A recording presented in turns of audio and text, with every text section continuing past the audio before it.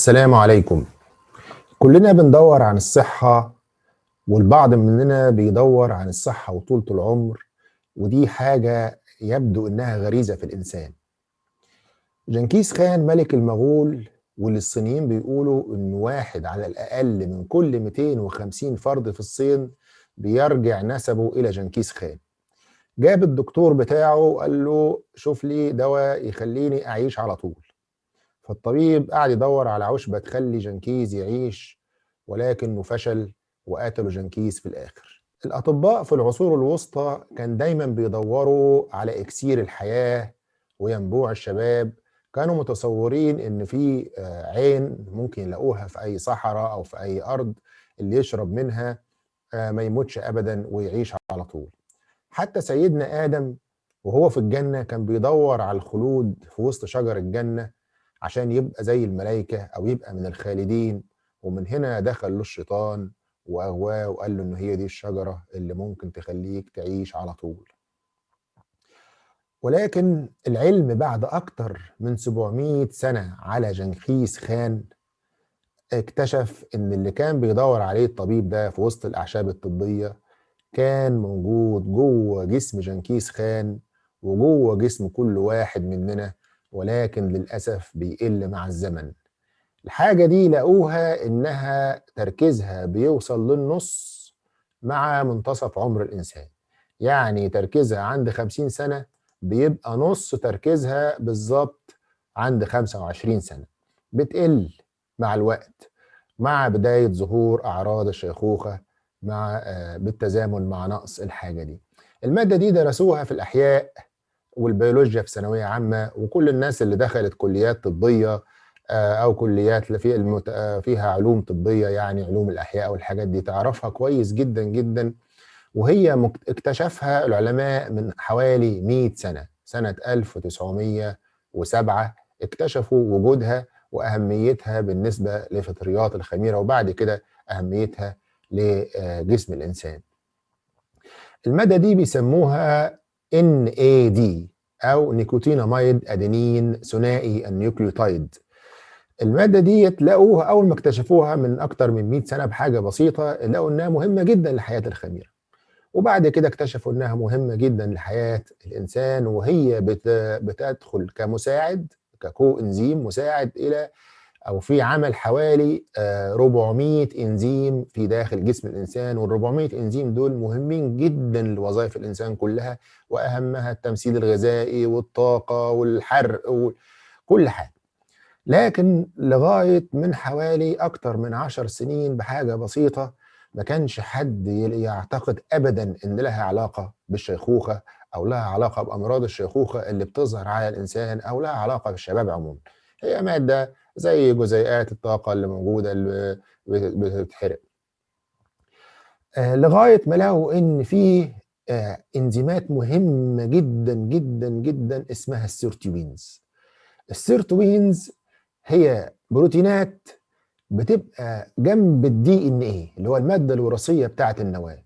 البروتينات دي بتحمي الدي ان ايه من اي خلل او عطب يحصل له اثناء النسخ. اي خلل يحصل للدي ان ايه البروتينات دي تسيب مكانها وتروح جاري تصلح فيه الخلل ده وتعدل الشريط او تصلح الشريط اللي مقطوع او الشريط او الحاجه اللي لزقت والحاجه اللي دخلت غلط هوب تصلحها على طول.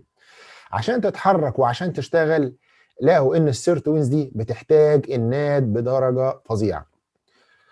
فما ينقص الناد مع تاخر السن السيرتوينز بتكسل وما بتقدرش تنشط، وبالتالي بتسيب الدي ان ايه يحصل له لخبطه، وبالتالي الخليه بتبوظ وتبدا تحصل السرطانات وتحصل اعراض الشيخوخه وتبدا الامراض تركب الانسان. فيعني باختصار لقوا مؤخرا ان دوره مهم جدا جدا جدا لموضوع الشيخوخه وموضوع الشباب. هنشوف هنا يعني جزء من الامراض اللي نقص الناد بيسببها واللي ممكن احنا نحاول نعالجها بموضوع الناد ده. بالنسبه لموضوع النظر، فقدان البصر، لقوا ان موضوع الناد نقصان الناد ده بيؤدي الى فقدان البصر. فقدان السمع كمان برضه ناد. في المخ امراض المخ اللي بتصيب المخ زي الشلل الرعاش وزي الالزهايمر وخلافه، امراض المخ دي كلها سببها نقص الناد. امراض الجلد وشيخوخه الجلد وكرمشه الجلد وخلافه، ده كله بسبب نقص الناد.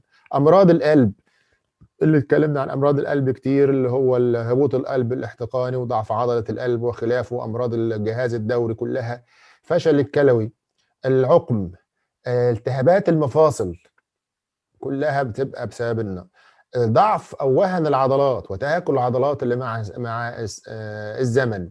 بالنسبه للكبد، في حاجه اسمها الكبد الدهني، وده مرض خطير جدا، ممكن يؤدي الى سرطان في الكبد اذا بيؤدي الى تليف، ثم سرطان اذا لم يتم تداركه وعلاجه.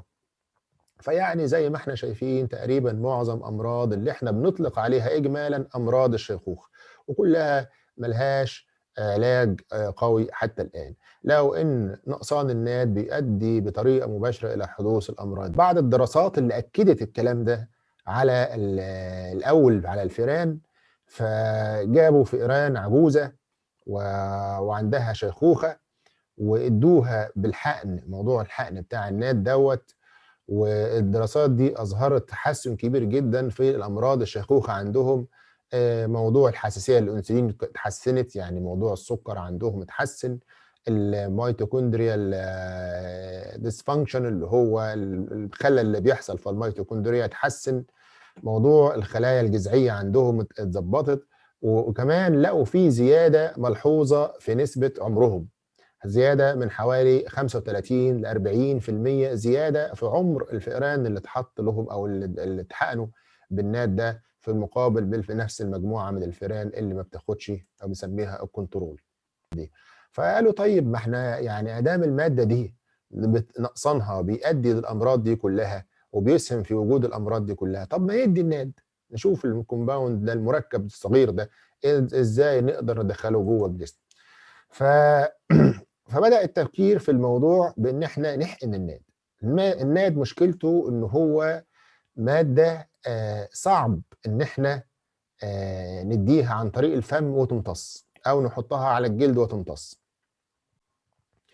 الموضوع ده اتنشر في جريدة اسمها الواشنطن بوست، واتكلمت على موضوع الناد ده وشرحت إيه هو الناد للناس اللي ما تعرفش إيه هو الناد، وان يعني في دلوقتي ترند والناس بدات تفكر في موضوع الناد، وبدات مكملات غذائيه تقول ان انا بقى بادي الناد، وبدا الموضوع يخش في التجاره، وكلمت عن موضوع التجاره، والموضوع منتشر بره بطريقه والكلام عنه بطريقه كبيره جدا، والتجارب اللي بتحصل فيه وايه اللي بيحصل والناس متابعاه، واحنا هنا لا نعلم عنه اي شيء. فاحنا هنا بنلفت النظر للناس انها تبدا تتكلم عنه. نرجع لمشكلة امتصاص الناد. الناد هو مركب بيخلق داخل الخلية، وربنا عامله بيتصنع في داخل الخلية، ومهم جدا جدا، لكن هو ما يقدرش يخرج من الخلية وما يقدرش يخش لها إلا بتركيز ضعيف جدا جدا، فلذلك الناد ده لازم يتحقن، وإذا اتاخد عن طريق الفم يعني ما يمتصش خالص، وعن طريق الحقن برضه بيخش بكمية قليلة. فالعلماء فكروا قالوا طيب بدل ما ندي الناد ندي الحاجة اللي بتخش في تصنيع الناد، فلقوا ان في فيتامين اسمه فيتامين بي 3 او اسمه النيكوتين اميد. النيكوتين اميد ده فيتامين بي 3 ومعروف، وحتى عندنا الفيتامينات لما تيجي تاخد فيتامينات من الاجزخانه فيها المالتي فيتامين، يسموها المالتي فيتامين اللي هي فيتامينات متعدده، بتلاقي من ضمنها النيكوتين اميد ده بيتحط بتركيز قليل جدا لا يكفي على الاطلاق لمقاومه الشيخوخه، بيحطوا في كل كبسوله ستاندرد كده تقريبا في كل كبسولات الفيتامينات في مصر اللي هي متعدده الفيتامينات، واللي بتحطه اصلا بيحطوا 15 مللي جرام، في حين ان الانسان هيحتاج عشان ان النيكوتيناميد ده يدخل ويفيد الجسم ويضاد الشيخوخه من 250 مللي جرام الى جرام يوميا. النيكوتيناميد ده بيقولوا عليه الماده اللي جوه الجسم بياخدها ويطلع منها الناد. فطيب هل النيكوتيناميد ده كدواء موجود في الدول الأجنبية؟ موجود، وبيعتبروه مكمل غذائي لأنه هو فيتامين، مش حاجة ضارة، ولكن للأسف غير موجود عندنا في مصر. وده نداء لشركات الأدوية، يا جماعة النيكوتيناميد ما هواش هينفع مع الناس بالتركيز الضعيف اللي انتوا بتدوه ده، فلازم شركة أدوية تاخد تصريح بيه، وهو مكمل غذائي ما هواش حاجة يعني صعب التصريح لها، ويتاخد للناس بالجرعات الكافية اللي هي تفيدهم صحيا. هنا هنلاقي ان موضوع النيكوتيناميد ده اهتم بيه الناشونال انستيتيوت اون ايجينج، اللي هو المركز القومي لعلاج او مركز القومي لدراسات الشيخوخه الامريكي، وده احد المراكز المتفرعه والتابعه من الان اي اتش، اللي هو ناشونال انستيتيوت اوف هيلث، اللي هو مركز الصحه الامريكي. ده عمل دراسه كبيره جدا عن النيكوتيناميد في الفئران، وشاف ايه التحسن اللي ممكن يحصل فيها، وهل هو هيزود من فترة العمر زي ما في دراسات قالت، ولا ايه اللي هيحصل. فجابوا فئران اللي احنا قلنا بيأكلوها أكل دهني فترة طويلة جدا من عمرها، تكاد تكون سنة أو أكتر، ودي فترة كبيرة جدا في عمر الفار، يعني بتبقى معظم عمره تقريبا، الفار أقصى حاجة بيعيشها سنتين، لغاية ما الفار بيكبر ويتخن زي ما أنت شايف كده. الفار اللي على الشمال ده تخين جدا، ده واكل أكل دهني فترة من عمره مقارنة بالفار التاني العادي. الفئران الكبيرة دي بيظهر عليها بقى أعراض الشيخوخة كلها، كله يجي له السكر بقى والضغط وضعف الابصار وكل البلاوي الدنيا كلها تركبه بسبب التغذيه الغير سليمه على مدار طويل جدا. ف وجربوا عليه الحاجات بتاعه الناد دي، النيكوتيناميد ده، فلقوا فيه تحسن كبير جدا جدا فيه، بدأ الفار يخس، وبدأ اعراض الشيخوخه اللي عنده تروح، وتمثيل الجلوكوز عنده اتحسن، والكبد الدهني عنده بدأ يقل، ويعني الفار اموره كلها ضغطا وسكر وكل اعراض الشيخوخه عنده، والقلب وخلافه كله اتحسنت. فالدراسه دي استنتجت ان موضوع النيكوتيناميد ده مهم جدا جدا جدا كفيتامين لصحه الانسان، بالجرعات المناسبه اللي هي قلنا من 250 مللي جرام الى جرام يوميا، مش التركيز الضعيف اللي عندنا ده الانسان، ولكنهم لم يجدوا فيه ان هو بيطول عمر الانسان، ويعني دي حاجه الاعمار دي بيد الله، ولكن المهم ان هو يخلي الانسان يعيش بصحه افضل وبصحه جيده احسن. فنرجو من شركات الدواء المصريه انها تشوف موضوع النيكوتيناميد ده وتدخله مصر، علشان يعني يبدأ دعاية له، وتبدأ الناس اللي محتاجاه تاخده كمكمل غذائي مفيد للصحة. هذا هو عن كلام عن الناد، وإلى لقاء آخر إن شاء الله. السلام عليكم ورحمة الله.